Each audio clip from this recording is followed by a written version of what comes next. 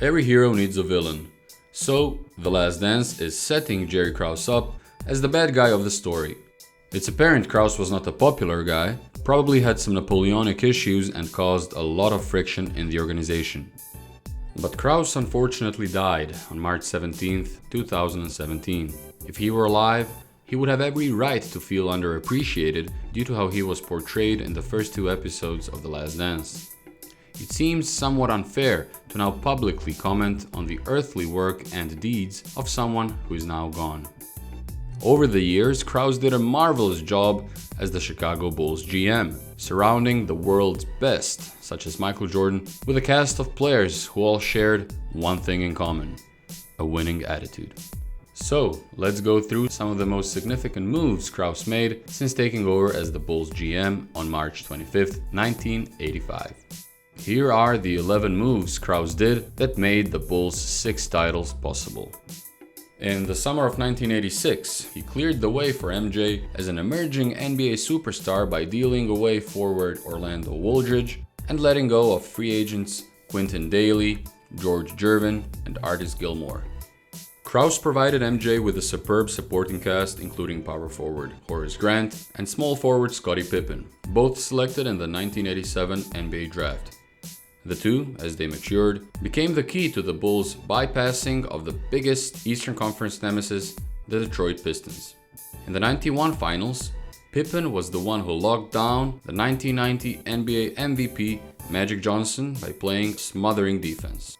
Even Scottie Pippen, who had major differences with Jerry Krause later in his career as a Chicago Bull, went on record saying, "He is brilliant to me in terms of being able to look at talent and evaluate it. He had a great eye for putting the right chemistry together. What he was able to do as a GM was pretty magnificent. He helped assemble one of the greatest teams which ever played on an NBA court." He hired assistant coach Phil Jackson from the Albany Patroons of the Continental Basketball Association as part of the Chicago Bulls coaching staff in 1987. Jackson took over as the head coach from Doug Collins in 1989 and was instrumental in implementing the triangle offense, an offensive system that helped the Bulls complete 2 three-peats during the 1990s. As such, the Bulls became the second team ever after the Boston Celtics in NBA history to manage achieving a three-peat, not once, but twice. Coach Jackson also wasn't the biggest fan of Krause in the late 90s, but he went on record saying, "The reason I was hired is that he did not follow the crowd. He followed his own mindset. He slid into arenas. He would buy his own ticket and sit where people didn't know where he was at. He made sure that every rock is overturned where he looked at." Krause got rid of a robust power forward, Charles Oakley, in the summer of 1988. Oakley was MJ's protector on the court. He wasn't shy of picking a fight with anyone, but whose relationship with Jordan perhaps became way too relaxed and too close, and as such was threatening to disrupt the late Bulls' team chemistry. In exchange for Oakley, he added experienced center Bill Cartwright, who proved to be vital in stopping the Bulls' Eastern Conference nemesis, the New York Knicks, especially his longtime teammate, superstar center Patrick Ewing. On October 29, 1985, the Bulls signed guard John Paxson for $175,000. 6 years later, in the 1991 NBA Finals, it was Paxson who punished the Lakers by hitting a series of open jumpers every time MJ was doubled. At the beginning of the 1991 season, Krause replaced 4 players from the 89-90 roster. He got rid of ineffective Ed Neely, Charles Davis, Clifford Lett, Jeff Sanders, and Jack Haley. He added the energetic and explosive power forward Cliff Levingston, shooting guard Dennis Hobson, and rookie center Scott Williams, while locking down the number of players on the roster for the season at 12. The Bulls' second unit in the period between 1989 and 1993 became one of the strongest in the NBA, arguably strong enough to make the postseason on its own. After Jordan decided to leave the first time in 1993, Krause immediately went to work and quickly brought in experienced defensive stopper Pete Myers and the Jordan-esque Ron Harper, a player who took over as the starting point guard for the 1996 to 1999 Bulls championship teams. In the summer of 1993, Krause brought in Croatian forward Toni Kukoc. The player who the Bulls drafted with the 29th pick overall in 1990 is today the player many still consider the most versatile non-American player of all time.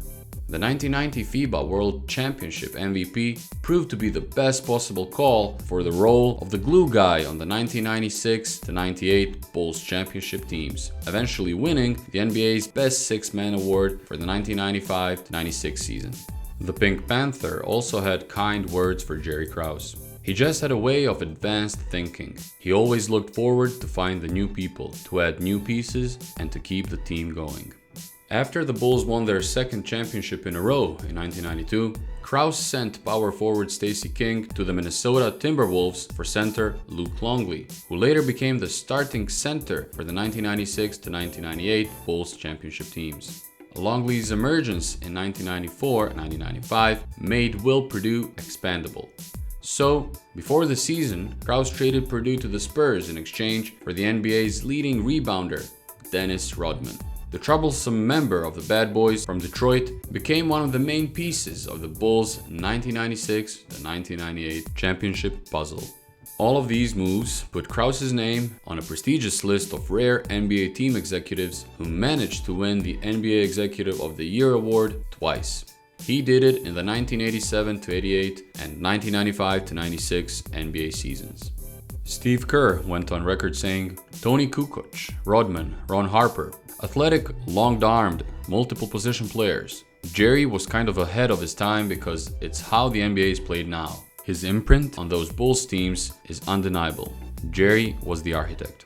The fact that it was Jerry Krause who brought in Phil Jackson is also emphasized by the Chicago Bulls owner, Jerry Reinsdorf, in the first episode of The Last Dance. So, however you put it, two game-changing events directed the Bulls' 14-year-long path of becoming the most dominant NBA team of all time. The 1984 NBA draft, when the Bulls selected Michael Jordan, and the 1985 promotion of scout Jerry Krause to the function of general manager. Each decision the Chicago Bulls owner Jerry Reinsdorf and GM Jerry Krause took was strictly and only a business decision. They did all that with the explicit intention of building a corporate culture and organizational structure as a prerequisite for the future Bulls dynasty, with a personal dimension entirely out of the deals they made. Their logic was somewhat different from the prevailing philosophy shared by the media and fans alike. Contract negotiations are a typical example of the Bulls making a decision as a business organization. In Pippen's case, he had every right to feel underappreciated in regards to his 1991 7-year contract extension worth $18 million. But was he forced to sign it? And who is to blame for it? Reinsdorf or Krause? It was just another in the series of business decisions for them. Or was it Pippen's agent in the first place who didn't do his job of consulting his client?